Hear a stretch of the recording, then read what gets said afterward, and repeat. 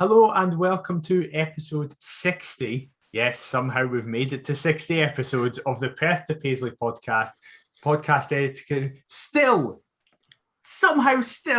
the only unbeaten team in the Cinch Premiership this season, Heart of Midlothian. I, as ever, am your host, Daniel McIver, joined by a man who you will have definitely seen this week if you follow Hearts on Twitter, as he was at the game we're going to be speaking about today, Adam Kennedy. Adam, how you doing?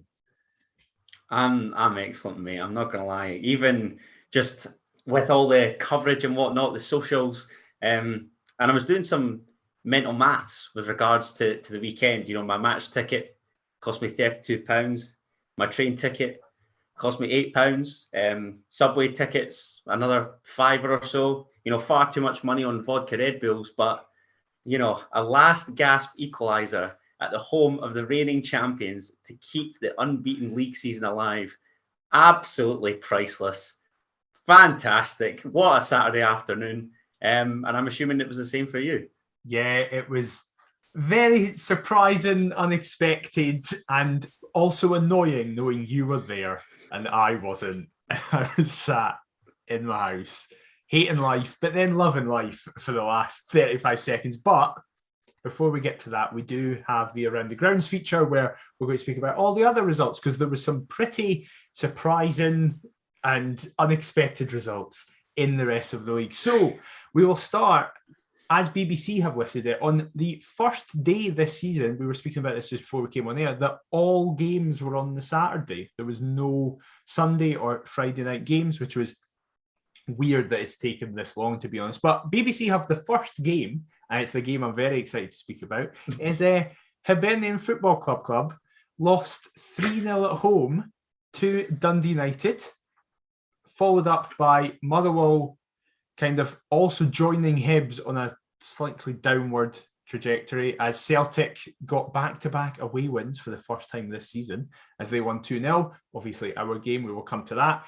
A very exciting 5-goal thriller in the Highlands as St Mirren beat Ross County 3-2. St Johnstone also in a kind of shock battering by Livingston 3-0. And then bringing up the rear, the only home side to win at the weekend was Dundee, getting their first win ahead of playing us. Of course they did, because that's what happens when you're us, against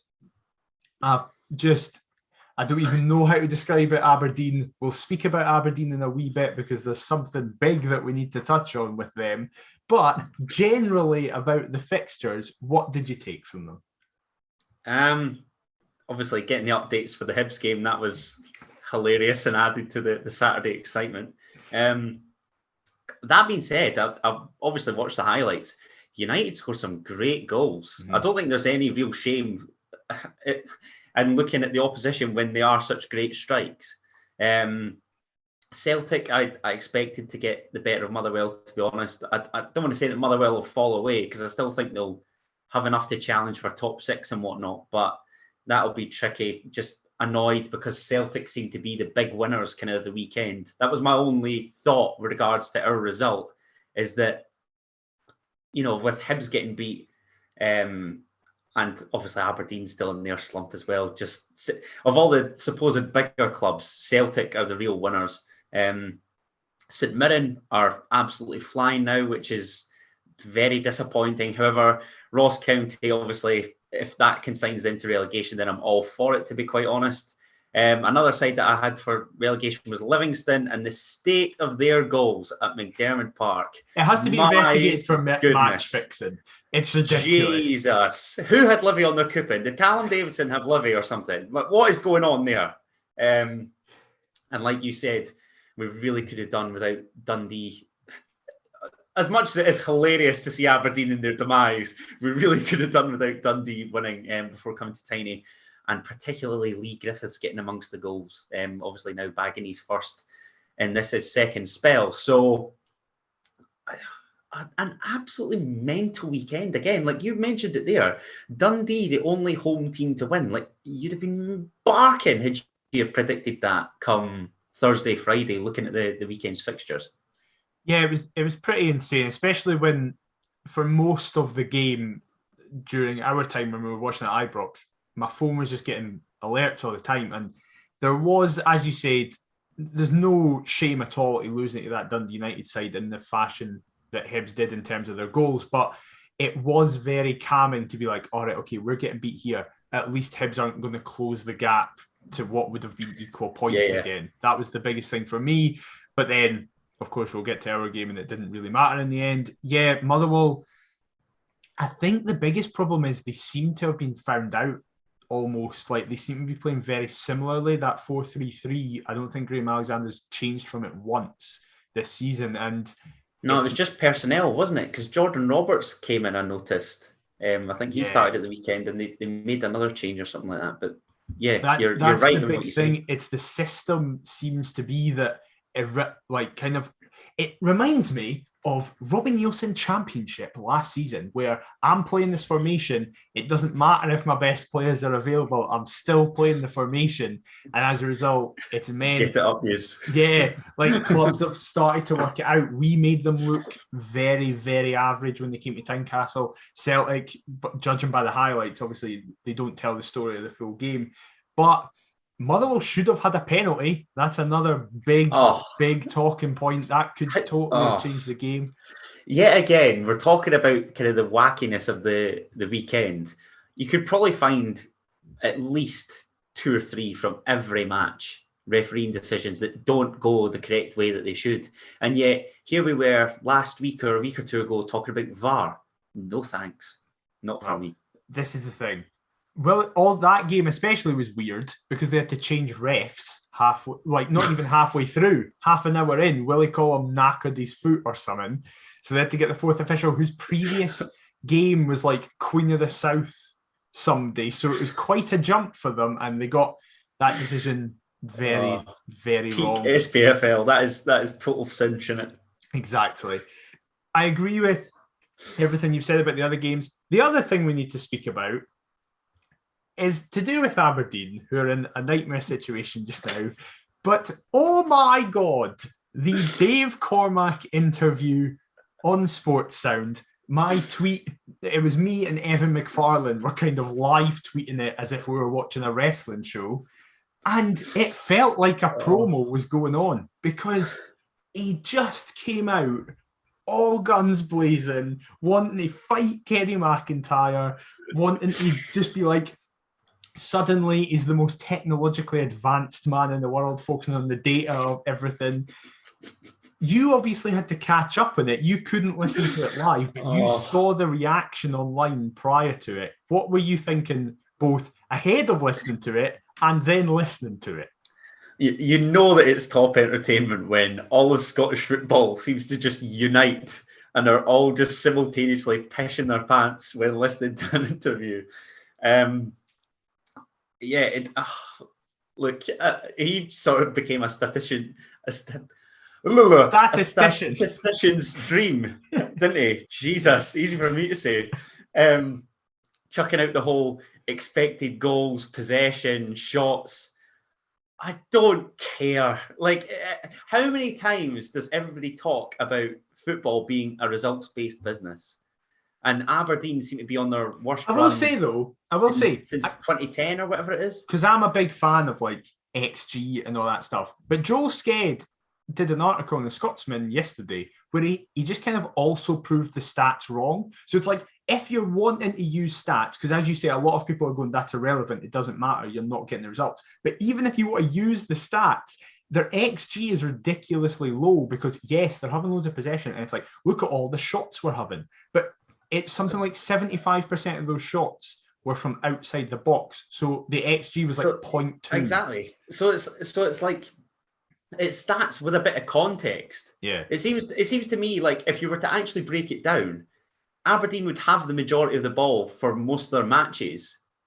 But if they're not doing anything with it, then what's it matter? Yeah. So if they don't get into decent areas, if they don't carve out, clear-cut goal-scoring opportunities, then it's irrelevant for the most part. But I just found some of Dave Cormack's stuff just so funny when he's on about Jack Ross, Robbie Nielsen, like these managers that have supposedly come under fire. Jack Ross, I don't think ever was. I think there was just frustration with the cup competitions. Again, you could apply the same to Robbie, given, Aloha, Brora. We've danced this dance one too many times. So, but also if he's using that argument of like, oh well, look at these managers who clubs wanted them out. They conveniently didn't use Levine. Yeah, he didn't use Levine when we were saying him out for ages. It's all right when everything's rosy in the garden, but he seems to acknowledge that it will be rosy in the garden, as though he can't hold his hands up for potentially making the wrong appointment. And yes, it's early days. And he was also quick to highlight the fact that within their Europa qualifying, they'd blown away. It was at Halkett, I think it was. They looked so convincing against Dundee United, first game of the season. We're on a really good run. But Kenny McIntyre I thought was brilliant when he talked about Dave Cormack was touching on trophies and Aberdeen getting nowhere near them. And Kenny brought up the fact that Wraith Rovers had knocked them out with a rotated team. And I think that caught Dave Cormack a little bit off guard. By then, I don't want to say he leapt to his defence, but he was adamant that Stephen Glass could do no wrong, which I just found hilarious. So long may that continue. I know that we've got Aberdeen toward the end of the month. So I'm not going to say too much in case it comes back next weekend. You know where. Yeah, there you go.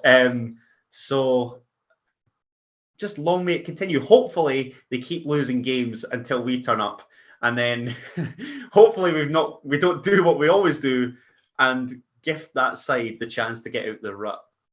Definitely. However, enough of other teams. Let's speak about ourselves as Robbie Nielsen's Hearts travel to Ibrox as we have mentioned, the only unbeaten side. However, Rangers, who had not really hit the form that they had hit at all last season, were still top of the league, only having one loss, which was to Tam Coates' Dundee United earlier in the season. The teams came out. It was the one discussion point I feel all of Hearts Twitter was making in the week. There's probably only going to be one change. It's going to be whether or not John Souttar is fit and if Taylor Moore will survive. It is shown that despite not putting a foot wrong, and he'll probably feel a bit aggrieved to be left out, Taylor Moore was dropped to the bench and John Souttar returned to the side for the first time in 3 games. What did you make of that? Obviously, the team was much of a muchness. It is our strongest 11 right now. But what did you make of John Souttar coming back in and, more importantly, Taylor Moore dropping out? I think, like you say, it was kind of the change that everybody was anticipating, wasn't it?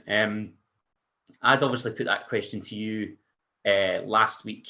And I can't hide the fact that I do think it is harsh on Taylor Moore, having been part of a defence that recorded back-to-back clean sheets with the 2 Tynecastle victories. So harsh on him, but again, like we were crying out for John Souttar for ages. When we've got him there, he's one of the first names on the team sheet. So I don't think we can really have any complaints. And to be honest, I actually thought John Souttar came back and performed pretty well, considering he hadn't been, in the picture for a good few weeks. So it was the change that I think everybody was anticipating. I think everybody was pleased to see us stick with the system first and foremost as well. Name such attacking players in support of Liam Boyce, rather than go that little bit more conservative, which I know would have been a massive frustration amongst many. So when those 11 names came out, I don't think there was any real criticism or any real kind of rage or disappointment with those selected, to be honest. I think that's pretty fair. I agree with you. Taylor Moore will feel aggrieved, but I think it just shows the position we're currently in with squad depth that we're able to take someone like Taylor Moore out who hasn't put a foot wrong, and we don't feel the need to just put him in. It's for the first time in what it's felt like, probably since the last time Robbie was here, is that we have a squad instead of a first 11. Like I feel like even under Levine, even when we're on that run that people are comparing to what we're going through now at the start of that 18-19 season, we had a very good 11, but it was shown that as soon as we got injuries, that was it. The wheels came off completely. Whereas now I feel like, obviously, there's some exceptions, like if Gordon gets hurt, I'd say if Smith misses any long period of time and Boyce, then areas of our game will dry up. It won't be as good. Whereas with the majority of the side, I feel that if there's any reason that they miss, whether it be through suspension, international duty, injury, or just we need to give them a rest, I feel so much more comfortable in 99% of positions going, okay, the reserves / bench that we have are more than adequate to come and fill in. Definitely. You know, competition's healthy, and how long have we been crying out for Hearts players pushing for their places, going to earn their place? And it's funny that you mentioned that with regards to the squad, because I had a little flick through Jambo's kickback the other week, and I was seeing there was a great debate actually that arose with regards to who our best player was at that present moment, and I guess you could carry it over into now. And somebody made a point that I really liked when they were saying, how often was it the case that we were so dependent on one player to drag us through times? You know, under Levine, it was probably Naismith. Mm-hmm. Before that, it was Kyle Lafferty. Before that, it was Jamie Walker. So it's not greed, but we're just delighted to actually have an array of options rather than solely relying on one player, like you say, or fretting and worrying about injuries, suspensions that, you know, are just natural or naturally picked up throughout the season. So there's lots to like with regards to this Hearts team. I keep making that statement.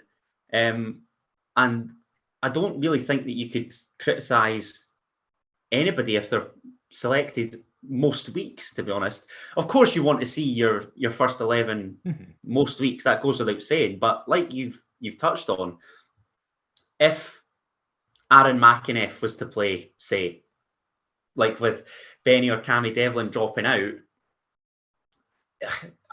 it's good that he would be given a chance because he's got to earn his place. But again, it's bizarre. I want to see players earn their place, but I can't criticise the first 11 at this current minute in time. It's bizarre that I'm so positive about a Hearts squad, given that's not been the case for ages. So, I don't know. When we talk about the Rangers game, I do want a few changes to be made, given the performance on Saturday and whatever. But we'll come to that, I'm sure. And that's, I said this to my mate, actually. This is the most I've been confident in a squad since we came up last time. It's weird that it's coincided with 2 promotions back to the Premiership. But when we came back up last time and we kept the majority of that side that walked the Championship, and then we added players like Juanma and stuff like that. It was when I felt like, we've actually got a squad that can do something, and we haven't really had that since then. And it is incredibly refreshing to actually just be like, okay, we've got good players kind of everywhere. So thank God for that. I think one of the main ones for me is the wide areas. Like even when we look at the game on Saturday, he opts for Woodburn and Barry Mackay to start. And we've still got players of Josh Ginnelly's ability and Gary Mackay-Stevens' capability to bring on as well. So, and Armand Nandoué off the bench to give us something extra in the final third. So, yeah, very pleased with the way that the squad's looking. And hopefully there aren't too many injuries or suspensions down the line. That's the big thing for me. We're just taking it a game at a time. It's early days still. Definitely. Well, going to this game, we're being really positive. However, it was probably, especially that first half, probably the toughest opposition we faced, and just our luck. Rangers' best 45 minutes in the league this season. Immediately just came at the traps, fit and firing. Within 4 minutes, Craig Gordon had to make a save from Scott Wright. About 8 minutes later, Craig Halkett played quite a slack back pass across to John Souttar, which Wright ran in and Morelos somehow put past the post. You were there, as I said. How did you find that half generally, but particularly that opening 15, where it looked like, okay, this is this type of game?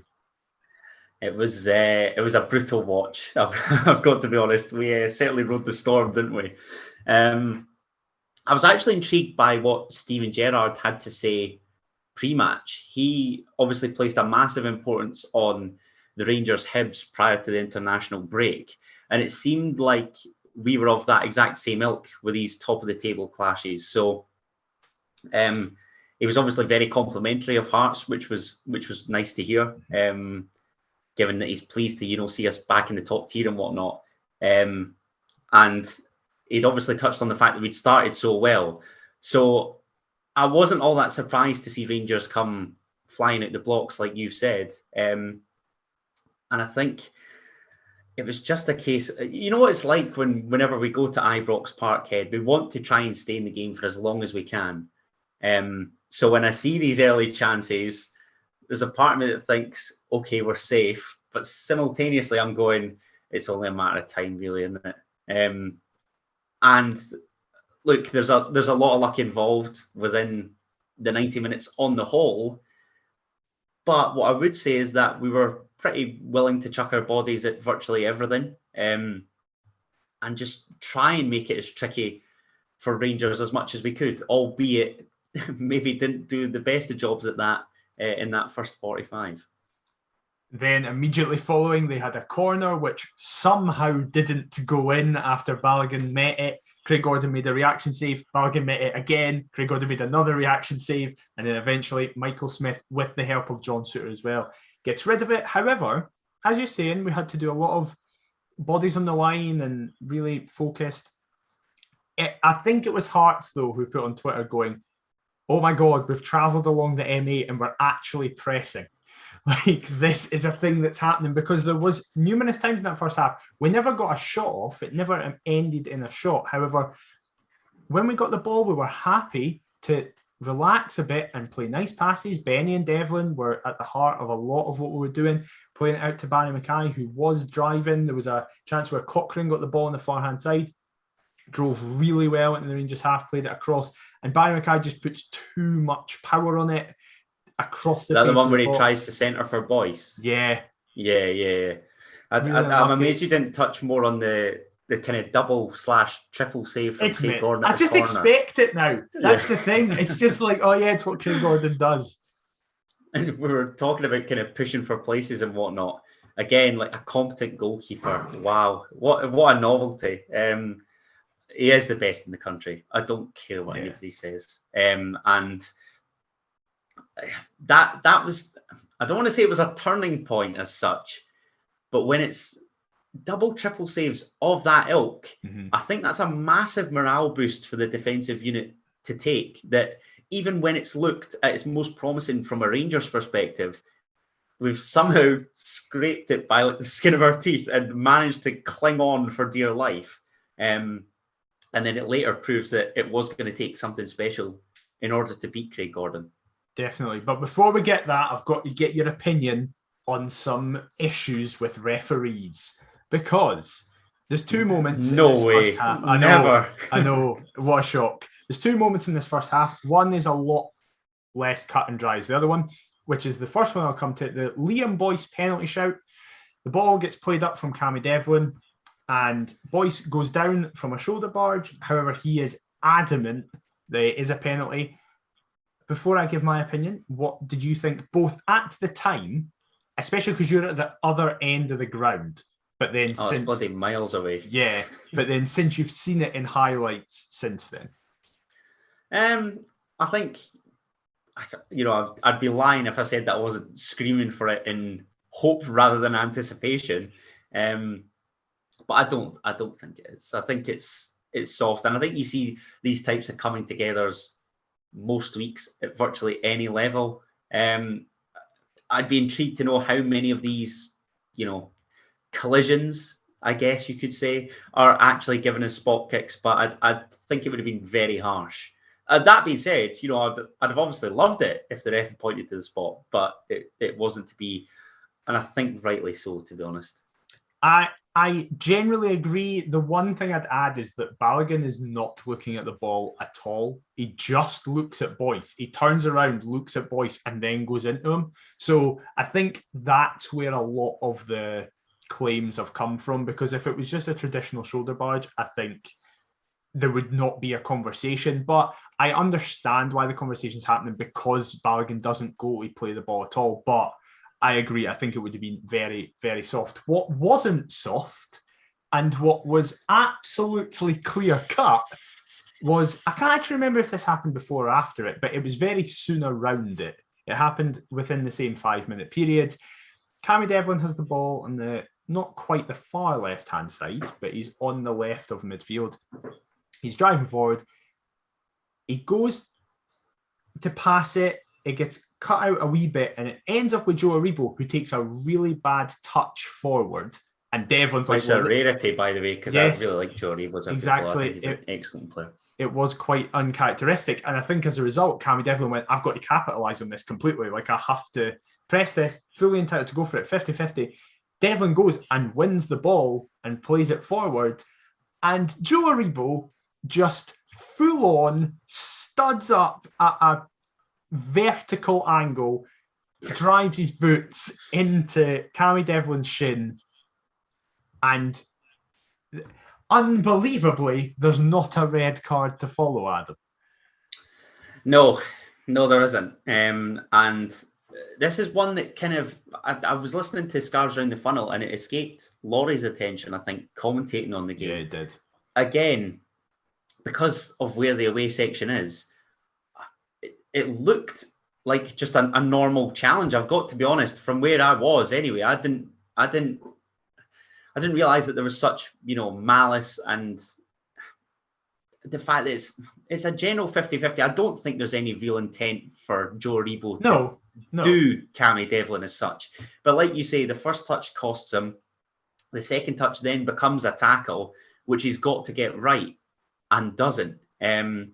So that's a frustration that it's not picked up. But it's not as though I would have been screaming for it, because it was the other end from me. So unbelievably here, and I can't believe I'm about to usher these words, I actually feel some sort of sympathy for the officials in that respect. No, that's mental. That's mental. They've got a better view than I have. Yeah, so, you're at the other end of the stadium. Dawn Robertson's looking at it yards away. This is my point. Like, how can the linesman not? Is the linesman? Like, where's the linesman? How can he not see it and give the ref a hand? Exactly. That's mental. But how? I don't understand why this. Or the referees have a tricky job.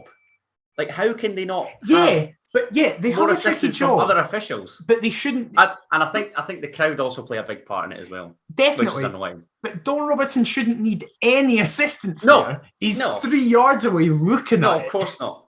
Of course not. But I'm not. I can't say I'm surprised. No, of course not. It's because I've got two Rangers mates, and as it happened, they were watching at home as well. They messaged me in the group chat going, "How have we got away with that? That's insane!" And every Rangers fan I've spoke to have been like, "Yeah, that's a red card."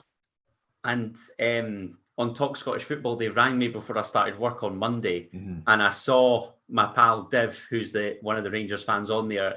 I actually saw him at the game because he was sat right next to the away fans. He'd sent into the group chat a wee photo of me. So I'd worked it out, where the little barrier was, saw him and whatnot. Obviously gave a couple gestures either way. But when he was talking about it on the show, he was saying that Rangers have got away with one there for sure. But I'm not surprised. And it's one of the clearer decisions for the referee to make, but still doesn't make it. So nothing changes. It's mental. However, when it looked like we were going to get to half-time at 0-0, and I think it would have been fair, to be honest. I think we were definitely under the cosh, but we were defending well. As you just mentioned, it was going to be something special to beat Craig Gordon, and it definitely was. Hadji picks up the ball on the edge of the box, plays it out. Halkett, actually manages to get a block in, and it ends up with number 4, John Lundstrom's boot at the edge of the box, who hits it. Craig Gordon sees it very late. When you see the angle from behind Lundstrom, you see Gordon's actually on his tiptoes trying to see over everybody. He gets a hand to it, but it can't push it past the post, and Rangers go into the half 1-0 up. Yeah, I think it's easy now to say this in hindsight, but there's just a lot more that we can do, I think. Hadji probably just inside a wee bit too easy. The clearance from Halkett isn't great, but my primary frustration is how much space and time Lundstrom seems to have on the edge of the box. And considering he's meant to be the deepest of that trio in the Rangers midfield, for him to then advance into such a position, pick up the ball with such a lack of pressure, he's then got time to pick his spot, and it's a great strike. I see complaints or some putting forth the idea that Craig Gordon gets a hand to it and maybe could do better. Not for me. I just think it's a great strike. Yeah. And like I say, my primary frustration is the lack of closing down and spatial awareness to an extent, just because of how much space he's able to roam into and pick his spot, like I say. I don't want to put too much blame on him, because I thought, as usual, he had a good game, especially because the midfield was kind of overrun. But I actually feel it's Benny's fault in terms of the lack of closing down, because Halkett makes the clearance, pauses for half a second and realises Benny isn't going out to Lundstrom. So Halkett feels he has to run forward, and obviously he can't get there in time. And when you watch the highlights, Benny actually moves to the right. I don't know if he is assuming that Lundstrom's actually going to play it off, so he tries to kind of man mark. I think it's Morelos actually is making try to eliminate that kind of pass and whatever. Yeah. But what it actually does is open up a space for Lundstrom to have time to hit it. But I'm not going to put too much personal blame on Benny, but I just felt it was exactly the same as you. It was just, there's so much space at the edge of the box. I felt that was kind of the same throughout the whole of the first half. There was a numerous amount of times where I was like, close that down. We seem to be doing this a lot.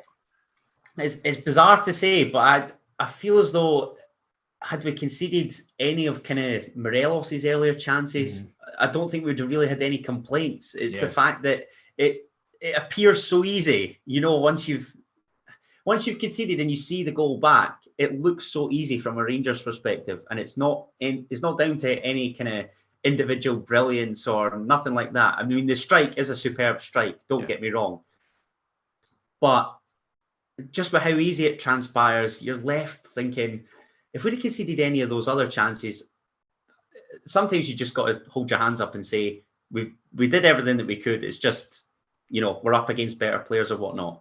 But when it's a strike like that, I don't know. And the fact that it had been coming anyway, it would have been easy for heads to drop, which is the most pleasing thing, I think, for me. Given that was all that she really wrote in the first half. And the second half, we eventually started to see things kind of take shape, I guess you could say, from a Hearts perspective. Well, I would argue those things started to take shape with the introduction of Josh Ginnelly on the 60th minute. 100%. I felt it was probably Ben Woodburn's weakest game for us so far. He just wasn't really involved in anything. I think he was quite well hassled and shielded by Tavernier out on that left-hand side. And as soon as Ginnelly came on, who I personally would have brought him on at half-time, but clearly it worked to bring him on for the last half an hour, we just suddenly started to have more of an impetus. We actually started to create a bit more chances. And I think this is proper like tactical analysis, I feel, because of the 3-4-3 and Rangers played the back four, it meant that the the full backs of Rangers dealt with our wingers. Tavernier dealt with Woodburn, and then Barry Mackay had a bit more luck down the right hand side in the first half, but Barisic still managed to hold him pretty well. But when you introduced Ginnelly, you saw that Balogun started to go, Gino's just come on. We half an hour left. He's really fast. So he kind of doubled up with Tavernier. What that allowed to happen was now his boys have more space. Instead of being looked after by two centre-halves like he was the entire first half, it was now him up against Goldson. Then, 10 minutes later, Nandwilly comes on, and suddenly both the centre-halves go, right, I have to, like, for example, Balogun goes, right, forget Gino, Tavernier, you're just going to have to deal with him. I have to help Goldson with Nandwilly, and then that again creates more space for Boyce because now they're both having to double up on Nandwilly. I felt, again, it's another case, I feel like we're saying this every week now, where the subs were fantastic by Robbie and really changed us in that second half. GMS as well, I'm not including him. I just felt that Nandwilly and Gino were the two subs that really changed it for us. I was going to say Gary Mackay-Steven delivered the ball for the equaliser. I know, like, but we'll get to that. Some GMS vendetta going on here. No, I totally agree with you. I think my primary frustration in the first half we talked about pressing, which was decent to an extent, but Ben Woodburn can do a lot more for me in that first half. I just felt as though it was that laid back. He was horizontal. Like, there was that many times where, albeit rarely, that Hearts would get into the final third and you'd want us to seize possession and try and, offer options. I didn't ever feel as though he looked for the ball or nothing like that. And yeah, he had to be the first to come off, I think. And again, I like for Josh Ginnelly's pace off the bench. We've said countless times. The main example that I can think of it was against United, obviously at Tannadice. So I'd be inclined to put Gino back in the fold for Dundee. I'm not going to lie. I think just Ben Woodburn, I do like Ben Woodburn. I know that we've talked about the fact he hasn't contributed a goal or an assist yet. And I just feel as though Ginnelly's earned that with these impact sub-appearances off the bench. But that's for Robbie to decide. Again, I'd have no complaints given that we're on a bit of a run. So it's just nice to actually have positive selection headaches rather than negative ones that we've talked about previously.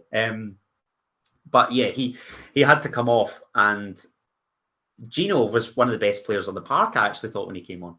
Definitely, I would very much agree. It coincided with, as I said, us starting to get chances. A ball was played through for Boyce, who was offside, but Alan McGregor didn't know that, of course, and pulled off a fantastic save. You're shaking your head. You don't think he was offside? No, not for me. I know that he was given it, but even then, I mentioned Div earlier. He said that he didn't think he was offside either. So, again, officials, this is where they just annoy you and frustrate you. Like, these linesmen, man, what are they doing? I don't know. They're just being how can you not? Like, you literally have one job to look along the line, and I know that it can be in quick time and whatnot, but come on, he's not off. It's as simple as I think it's Goldson at left centre. It's Goldson playing him on. That's playing him on. Yeah. So how can he not see that? Especially because it's the centre half closer to him. Exactly, it's over on his side. Goldson is essentially obstructing Boyce or his view of Liam Boyce. Yeah. How can you not spot that? It's insane. Barry Mackay goes on the best run I think I've ever seen him go on. He has Boyce and Benny waiting for the ball to come across. However, after that run, I understand why, especially against his former club. He's just beat five guys. He's of course going to shoot. I actually have, though, more issue with the shot than the lack of pass, because I'm like, if you're going to say that you should dink him. No, go across him, because McGregor's legs are really, really long. Like, he's a very tall goalkeeper.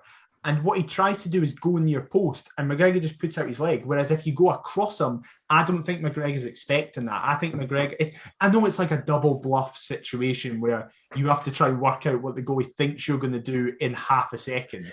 But I think Are you saying that you reckon McGregor anticipates that Barry Mackay's a wee wido and will try and beat him at the near post so that he gets it right? Yeah, maybe. I don't know. But he should pass it. He should pass it, shouldn't he? And in the stands, this was it. I was just like, that's our chance. We've done so well up to this point to only keep it at 1. And then I thought, that's it. We're getting nothing. We're going to lose in the most incredibly annoying, frustrating, infuriating way imaginable by that sole goal that I believe we could do better at. And I honestly thought that was it, that the chance had gone, because he does all the hard part right. And then he's clean through. And then I just thought, you're a professional footballer. You have to score or set up a teammate. And he did neither. And I was just raging. I just could not believe my eyes. I thought, that's it. We've actually blown it. You know, at this moment, going to come back to bite us. At that moment, I thought this game reminded me of, do you remember Scott Sinclair's debut for Celtic, that game? the first Celtic game of the 2-1. 2016, where we were so good on the day. Like, it was Connor Salmon's only good game ever. Like, he was fantastic. Connor Salmon and Tony Watt up front, if I remember correctly. They actually we played really well, but Sinclair came off the bench and in the 90th minute won it. I was thinking in my head, this is going to be like that, where it's like we could have taken something for this game. We've actually played well, and we're not going to get anything. That at that moment, that's all that was going through my head. That wasn't a late sickener like the Edward last minute against Levine, where we were rubbish, that was and we'd equalised with a Bozanic penalty that was dubious, if I remember correctly. But that's what I mean. On that day, we were shit, whereas on the Scott Sinclair day, we were good, like we were at the weekend. Got robbed. Yeah. Do you even think we were that good at the weekend? I think we were. I think we were solid in the first half, but offered nothing going forward. But I think reasonably we were solid, because the amount of chances, and it was, of course, as you said, we rode our luck. Morelos, if he sinks any of the chances I'm about to speak about and that have already spoken about, it's a totally different ball game. But also, we'll get to it now, Stephen Kingsley, who I thought was absolutely fantastic, makes an incredible challenge just as the Rangers players are about to shoot. Then Kemar Roof runs through and it looks a certain goal before Gordon gets that was a big save as well. Huge to tip it onto the post. Halkett gets rid of it. Halkett, who I thought was, well, we'll get to it, but before what happened in the 90th minute, I thought Halkett was my man of the match, barring Gordon, because I thought he kept Morelos very, very quiet. And the only times Morelos got through, Morelos fucked it. The first chance in the first half. He'd have been frustrated with the goal as well. What with the clearance? Yes, exactly. So I don't know. I was discussing this. I don't actually feel like we've played well for an entire 90 minutes, bar the last two Tynecastle performances. Yet we've had brilliant, like, I feel we did against half-hour spells or halves. United away, actually, I've forgotten about. But I agree generally. That point generally is right. But do you know what I mean? Like, yeah. I think the most pleasing aspect for me about the weekend is we were largely second best, nowhere near the best that we can play. Played for half an hour and still drew with the reigning champions away from home. Like, had we, I don't even want to fault the game plan, because it actually is a positive result. I know we didn't win the game. Yeah, of course it is. We'd have taken a point before it. But it makes you wonder what would happen if we were able to perform how we did in the last half hour for the entire duration of that 90. Mm-hmm. But Rangers were excellent in that first half, so I don't think it's anything that we can actually do. Yeah, it's more the second half, and we've taken advantage of them being so poor in the second half. Managed to carve out a couple chances of our own, albeit we haven't taken them until the very last, which is fantastic. My dad actually made the point that he didn't even think it was an element of Rangers getting worse in the second half. He thought that their fitness looked atrocious and that we actually just looked like we were getting fitter as the game went on. Interesting. I don't know. There's something funny going on at Rangers. Like, it's even were they that dependent on, like, Morelos bagging however many goals he used to bag? Yeah. Because, like, do you know what? Like, one of the boys that I was stood with actually said he looks more like El Scuffalo rather than El Buffalo, which made me laugh. That's awful. That's actually a great point. Because he's nowhere near, like, he's not even the most clinical striker anyway. He just grabs goals. Yeah.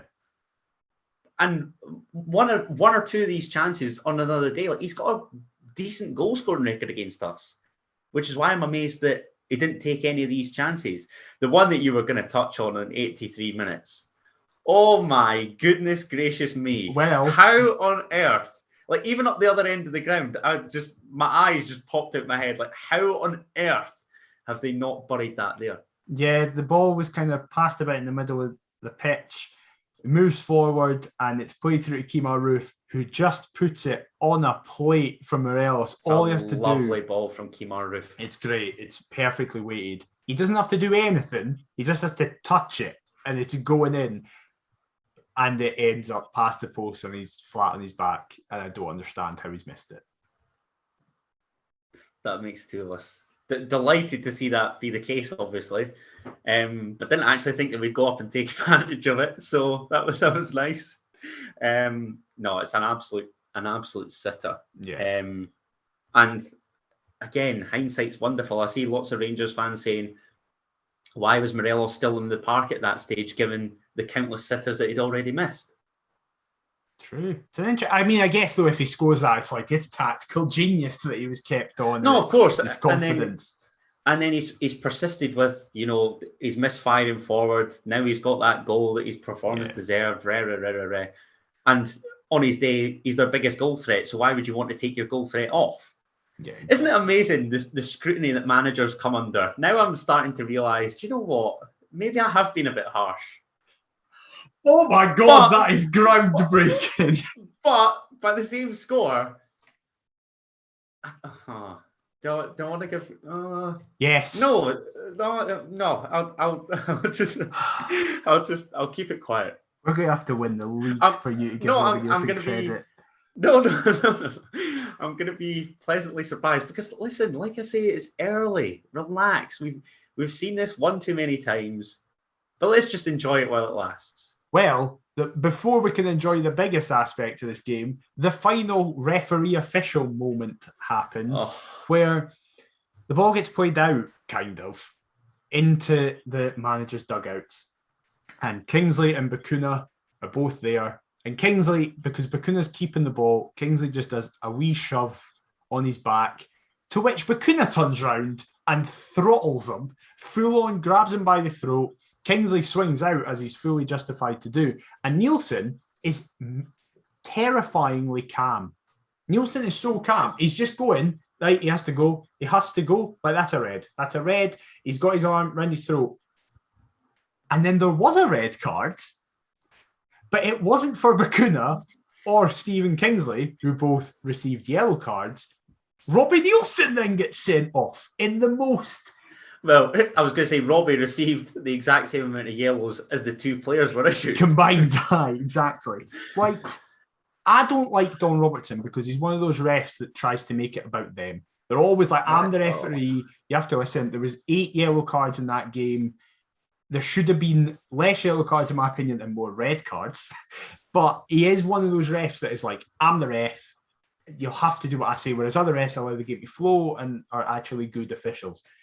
Don Robertson is a nightmare, and he's just being pedantic with Robbie Nielsen. Nielsen gets booked for saying it's a red card, and he must say something sarcastic. And Robertson, I think he sarcastically claps, doesn't he? I think so, yeah. And then he gets a second yellow. There's something wrong with me on this podcast. I've realised I've been feeling sorry for officials. Now I'm starting to feel sorry for managers. Like, what's going on? Am I still drunk? I think I'm still drunk.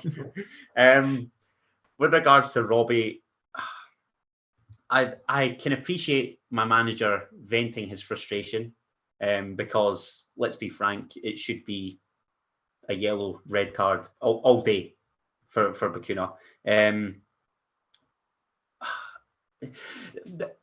The thing that for me is, I noticed that he had the option to kind of appeal this red or whatever, or accept the ban. We've seen this morning that he's accepted a 3-match ban. I would have assumed that it was just for the Dundee match. Obviously the 2 matches afterwards is an annoyance. But had it been for solely the Dundee game at Tyney, I wouldn't have minded him accepting the ban, to be honest, and just get on with it. Because if we're being serious, we shouldn't really need Nielsen in the dugout for Dundee at home. And I would have just taken that and then moved on to the other fixtures. But what's happened. I can appreciate him sticking up for Stephen Kingsley. He is right in that further punishment should be awarded. It hasn't happened that way. It didn't throughout the 90 minutes, but we still come away with a positive result. So I can see why he's frustrated, why he's angry. But the bigger picture, we take it, we move on. Simple as. I want to get your opinion on a quick thing that seems to have been dividing Scottish football fans, particularly Hearts fans in this, and other podcasts I was listening to.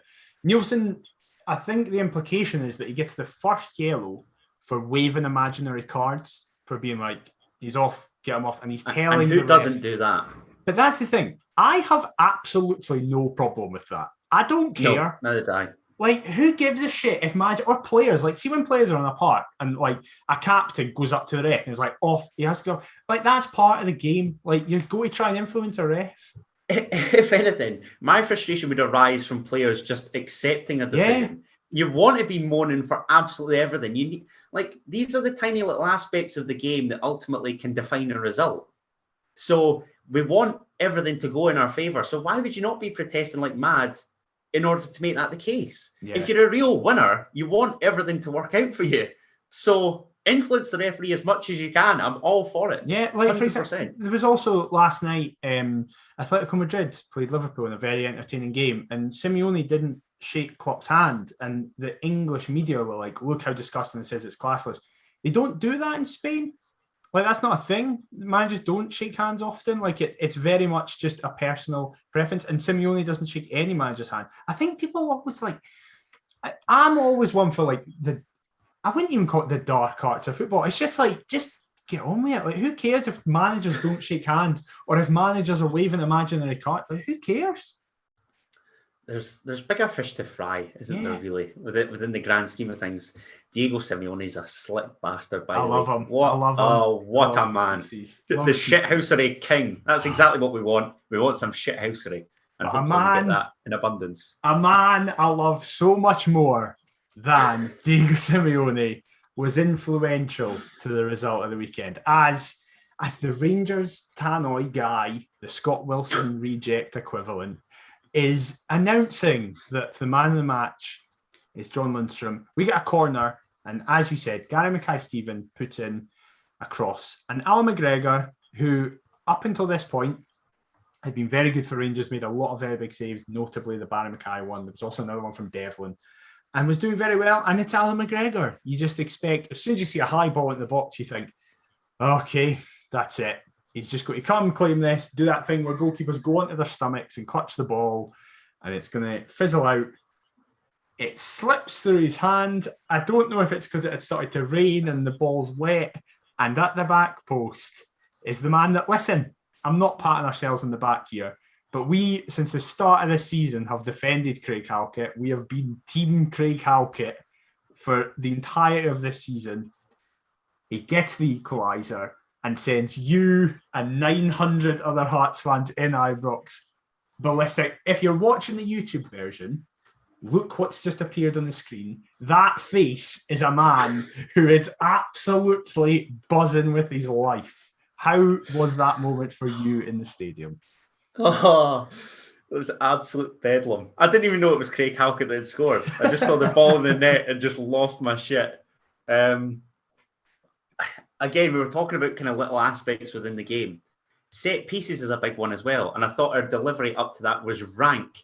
And it's never not beat the first man. Never beat the first man at all. And it's not even a decent ball from Gary Mackay-Steven, which makes it all the more sweeter that it's somehow nestled into the net.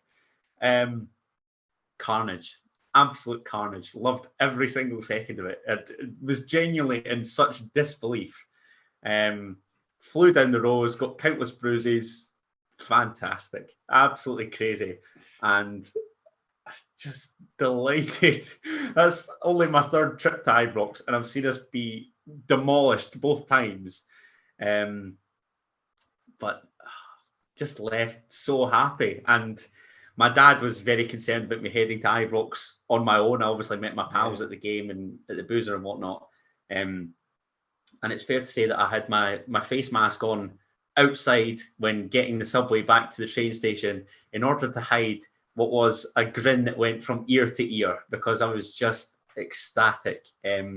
Given how many times have we seen the Old Firm nick a late goal against us, and it's been like a winner or a late equaliser where we've ended up losing and dropping points. To actually do it to them for once felt so good, and I really hope that that's not a rare occurrence. It'd be nice if that's a more frequent thing. We've obviously had the late John Souttar winner against Celtic. Now we've had a last gasp equaliser at Ibrox. 4 points from 6 against Celtic and Rangers. The only unbeaten team in mid-October second in the league, a point behind the league leaders and reigning champions. I'm starting to think I'm on crack. Like, is everybody else living in this reality, or is it just me, or what's going on here? This is beyond my wildest dreams. I honestly thought this was going to be a season of hell, but so far I'm enjoying every single second, and long may it continue. I thought I broke my hand celebrating because I was How did you manage that? Because I was in my flat and I was just punching the floor with like excitement. I was just running about hitting the floor. And Are you on the ground floor, or no, have you got neighbours below you? They'll be wondering what the hell's going on. I know. I just went insane, and I said it on Twitter, and it got picked up. Craig Halkett deserves that.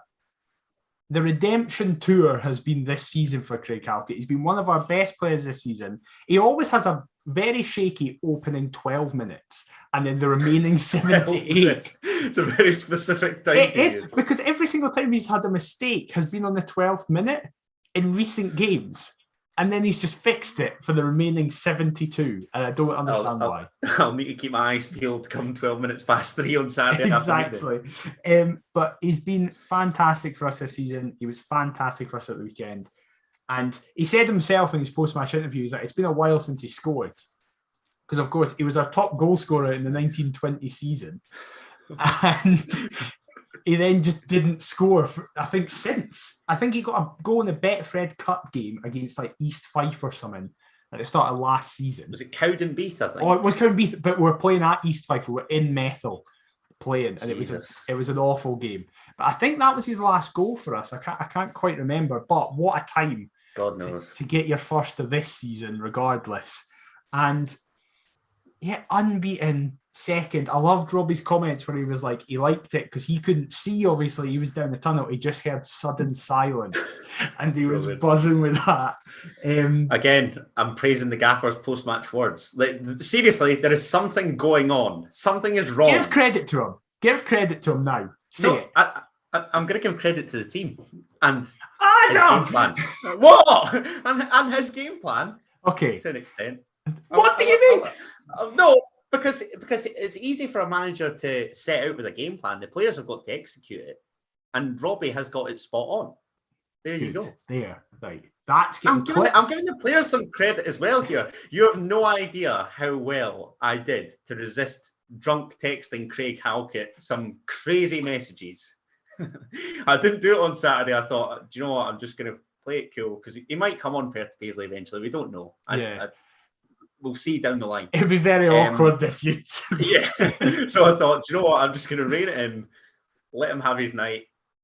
Because, like you say, he deserves it. I was thinking about this today. Like, even the squad that Robbie's inherited, first and foremost, it speaks volumes that Craig Halkett wasn't a player that he'd just discarded.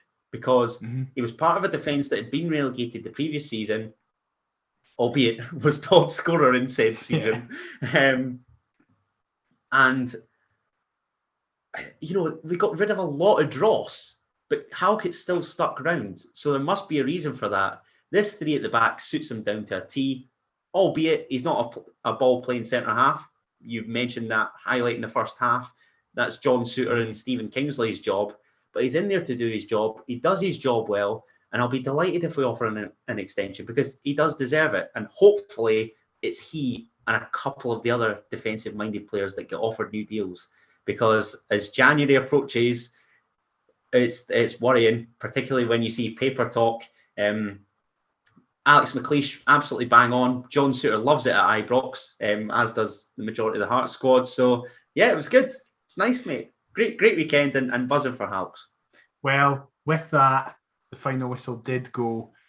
We managed to stay unbeaten somehow. I don't think anyone in the country actually expected us to be unbeaten by the end of this weekend. By the time that we are currently sitting down to record this, I think we were all expecting to speak about a loss. It was just whether or not that loss would be a respectful loss or an absolute battering. But no, this Hearts team's different. Stephen Kingsley said it was like we just now have this mentality of we're never out of a game. were always going to never say die. Love it. And obviously, a lot of Rangers fans are like, well, the only reason that you got that result is because our keeper made a mistake. It's like, yeah, but our keeper kept us in it. It wouldn't have mattered about that mistake if Gordon hadn't made the saves he'd made and their defence hadn't been as solid as it had been. And McGregor made a couple decent saves prior to the mistake as well. Exactly. So if ifs and buts were candy and nuts, then we'd all have a great Christmas, wouldn't we? Exactly. And hopefully we are going to have a great Christmas because it's soon. Christmas is soon. And by then we're going to be top of the week, 10 points clear. It's going to be fantastic. Right. It's good to see the cracks now out of my flat and has now arrived at yours. So that's fantastic. Before we finish on the Rangers game, we wanted to touch on Steven Gerrard because as we record this, we're recording this at Wednesday lunchtime as it goes up later today. I have made it very clear that Newcastle are my English team. It's been a roller coaster couple of weeks for me, but one of those roller coasters has thankfully come to an end. I felt sick during it. I thought I was going to die at several times, but Steve Bruce has finally left Newcastle United and one of the front runners for the job, if you're to believe the papers. And to be honest, the fact that the man himself has never once said no and has consistently kind of just kept talking about it. Steven quizzed Gerrard about it in his pre-match press conference. Yes, exactly. For Saturday. So we're obviously massive. Now we're, being talked about alongside one of the richest clubs in the world. Exactly. Sorry, mate. What do you make of Steven Gerrard potentially going to St James's Park? I'm very conflicted on this because I think when I look at how Manchester City started out with their multi-millions, it's tricky to attract elite players given that there's not immediate Champions League or European football. So I think you're always going to have that fall guy. And at City, it was probably Mark Hughes. Now Newcastle have decided that Steve Bruce isn't going to be their man.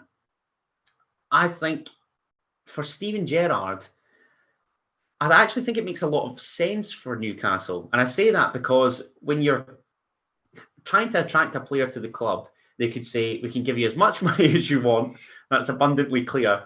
And we'll give you the chance to play under a global icon. Even now, when Steven Gerrard's third season, I think, in charge of Rangers. Even when he mentions Hearts, as daft as this might sound, I'm like, that's Steven Gerrard talking about my football club. Do you know what I mean? Like somebody with such an incredible career, global presence, like everybody knows who Steven Gerrard is.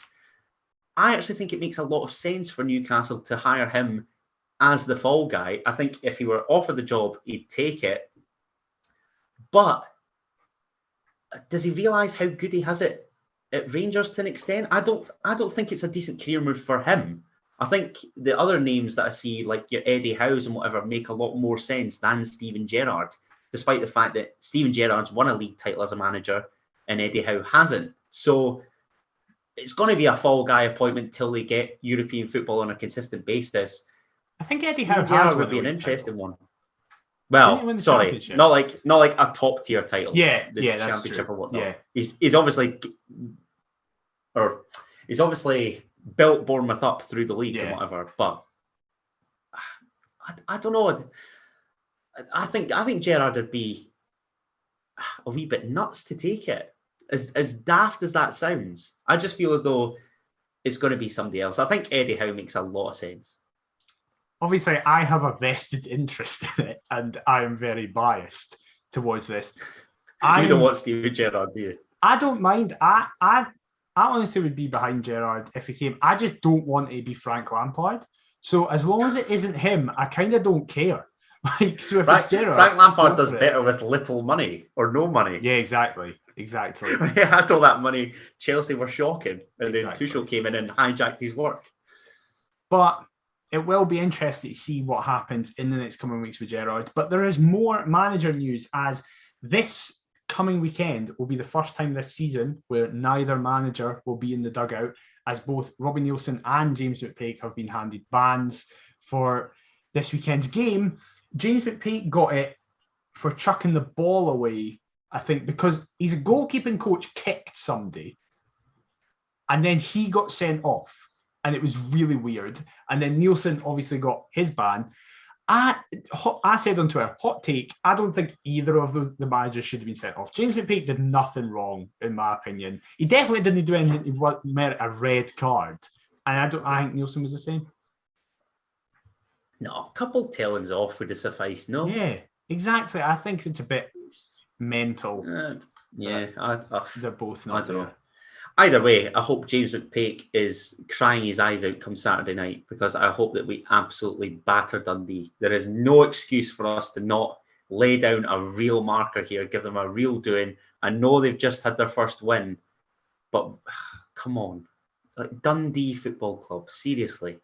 Well, let's get stuck in. This is the thing. James McPake's Dundee arrives at Tynecastle on our second last game week of the initial run.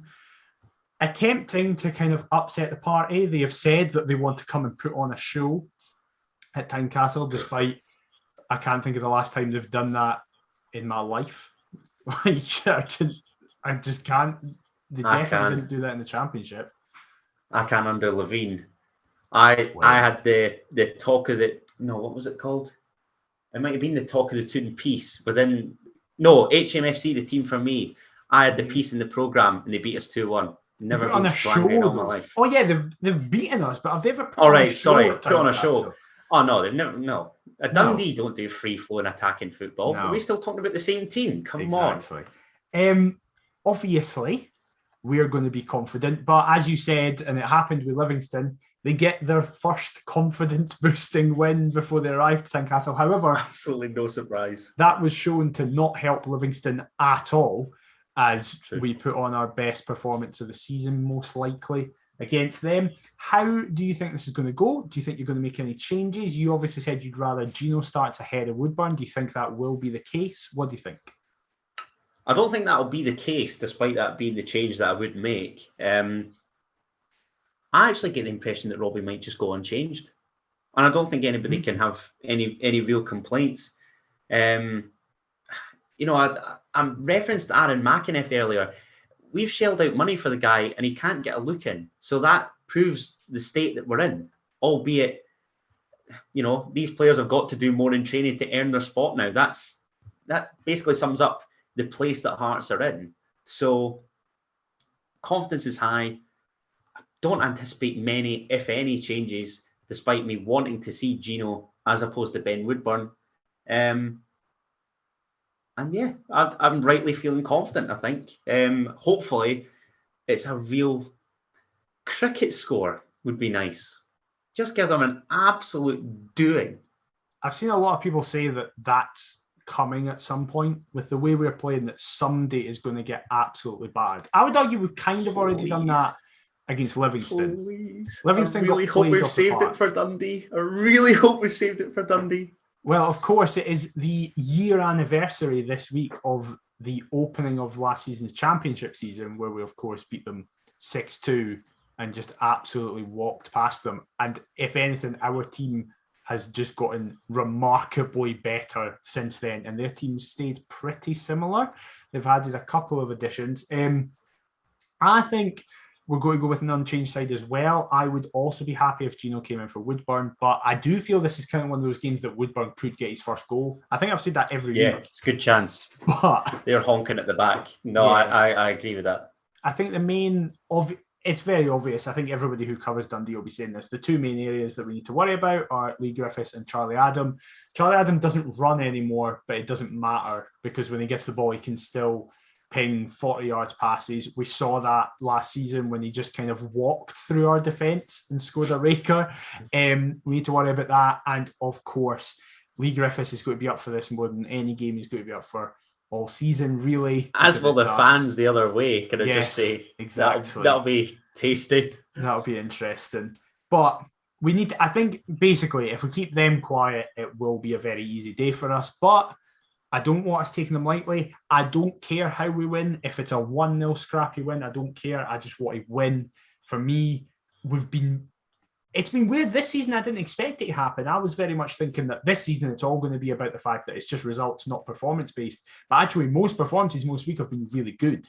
And they've went with results. But yeah, I am still hand in hand, which is nice. I'm still of the opinion that this season results is what counts. If we have a shitty wee 1-0 win, there's almost a part of me that would prefer that. We Dundee on top all game and then we nick it just to annoy McPake even more. Just lure them in. Yeah. That would be very, very funny. But also an 8-0 or something would be lovely. Why did I have the fact that I want 8 in my head and you've just said 8-0 now? It's happening. I tell you what, troops, lump your money on it. never mind the 2-0 that I'm probably going to put in the Who Scored preview. 8, that's where it's at. Is that your prediction then? Yeah, I probably will just go 2-0, yeah. Right. I think it'd be comfy. Probably be a game that we forget in a couple months. Yeah. But as long as it yields 3 points, I do not care a single jot. What about you? I'm going to go with the same goal difference, but a different scoreline. I'm going to go 3-1. I think we'll concede. That was the other one I was debating. I think we'll concede. Yeah. Griffiths. Yeah. I just think he's going to score. I'd like it to be a consolation at the end. So we can sarcastically applaud it. So we can clap it, yeah. Or would it be funnier that, or they go ahead, then we go and beat them 3-1, and he goes mental in his celebration, and then we can laugh at him in the end? Oh no, I wouldn't. No, because then a consolation's better. Yeah, consolation. I don't want to fall behind, and then it just you know what Tiny's like. Yeah, if we don't go 1-0 up inside 15 minutes, they'll be booing. Do you know what I mean? The past 9 games will all immediately be forgotten about as soon as he puts them 1-0 up. So we want your goal late scorers? Consolation. I might just have to say it every week till it comes true. Benny Beningame. Right. We lost out on $3,500 each. So that was gutting. Do you know what? I should have added that to the kind of the tally that I had right at the start. Obviously, tenner bet for $3,500 back, but best money I've ever spent. Yep. So Benny Beningame, the greatest footballer that I've ever seen. Don't want to say boys because that's boring. Barry Mackay. Oh, interesting for his first goal. Fascinating. Couple firsts. I'm going to go with Boyce because it's Boyce. It'll probably be a pen. Yeah. Exactly. I'm going to go with Ben Woodburn because I think I've went with him every week. That wasn't last week. I was tempted, but I really want Gino to start. So we'll see. Yeah, that's fair. There's been a conflict of interest. And then I'm going to go with my favourite player right now, Cammy Devlin. He's got to get his goal. So we've both gone for a midfield maestro and a winger. Yeah. Interesting. Very interesting. Well, we will see what happens next weekend. Obviously, next week's episode will be a bit different because we've got a midweek game for the first time this season where we go away to St Johnstone. So that is the true test of this Hearts side. If they can go away and win in Perth, then we're going to do amazing things. Given our record is rank. Yes, exactly. But hey, Paisley's ticked off the list. Exactly. And as this is the Perth to Paisley podcast, there's only half of it left to go. Exactly. We need to get Come on, boys. I'm telling you. God, that hasn't happened since we've been doing a podcast. We've never won in the same season in Perth and Paisley. Come on, finger out. That's going to happen. That's quite depressing. Now, I kind of hate that you've raised that. Yeah, sorry. Why have you done this to me? But anyway, just end the episode. Yes, exactly. Put everybody out their misery. If you stayed this long, well done. Well done. You're very impressive. Thank you very much for listening. Episode 60. It's insane we've managed to get here when we're this type of quality. But thank you very, very much for listening. If you have enjoyed, please do share it around. If you're listening to it, please leave a review on your podcast platform of choice. It massively helps. If you're watching this on YouTube, please leave a like, subscribe, comment. We've been reading them all. We really, really do appreciate that. You can get us on Perth to Paisley on all the social medias. It is below us on the YouTube version, but then there it is as well. You can also get us on the email, perthpaisley@gmail.com, if you want to send us a shout over there. Adam, where can they get you on social media? You can get me on all the socials at Adam T. Kendall. And what about yourself, mate? I'm at DMcIver22. We'll be back next week to discuss all the fallout of the Dundee game, preview the St Johnstone game. We don't know what we're going to do about the Aberdeen game, and anything else then. So until then, we'll see you next time. Bye-bye. Come on the Hearts!